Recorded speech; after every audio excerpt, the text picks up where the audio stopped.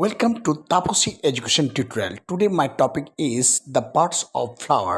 Sexual reproduction is the most common method of reproduction in higher plants. Flowers are the reproductive organs of seed-bearing plants called angiosperms.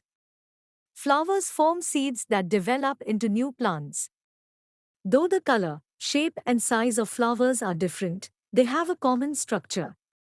Most flowers have four layers or whorls which are calyx, corolla, androecium and gynoecium. They are arranged in a definite order on a fleshy base called thalamus or receptacle. Calyx. It is the outermost whorl of the flower which consists of green leaf-like structures called sepals. Corolla. It is the second whorl and consists of brightly colored petals. Androecium. It is the third whorl.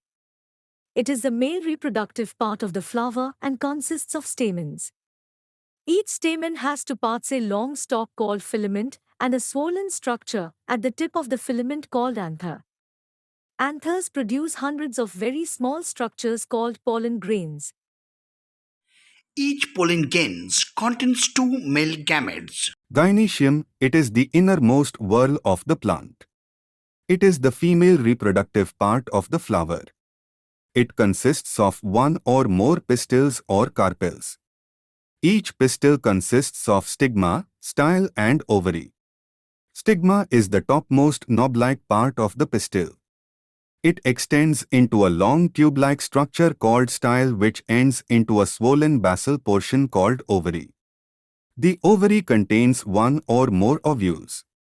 The female gamete, also known as egg, is formed inside the ovule.